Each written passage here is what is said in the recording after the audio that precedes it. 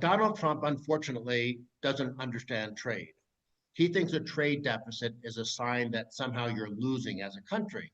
When, of course, mathematically, a trade deficit is simply the flip side of a capital surplus. And so what happens is that you have foreigners, foreign companies earning dollars by selling products to the US market. And oftentimes, when foreigners earn dollars, they think the best use of those dollars is to invest in the US economy, which is a sign of strength. And it is a sign of strength because the US has been growing faster than Europe. And so if you could invest in the US market, that's often a very good way of using your dollars. But Donald Trump says, oh, look at this. It's terrible. We have a trade deficit. And that means somehow we're being cheated or exploited, when, of course, trade is simply voluntary exchange between people. Countries don't trade with each other. People and businesses trade with each other. And the analogy I use when talking to American audiences is that I have a trade deficit every week with my local grocery store. I always buy things from them. They never buy anything from me. Am I being hurt? Of course not.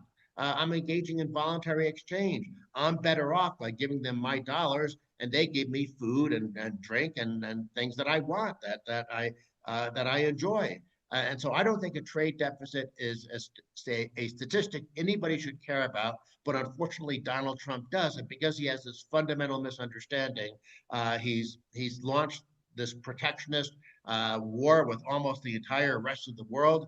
It's hurting American consumers. It's hurting American businesses because half of the goods we import roughly are inputs for our own manufacturing and production process.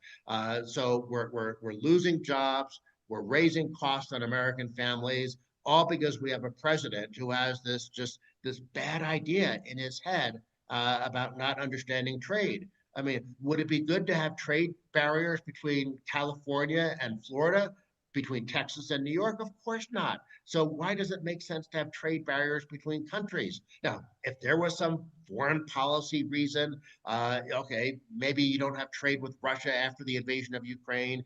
Maybe you have to have trade restrictions with China because they don't follow the rules. But Europe, as you said, is an American ally.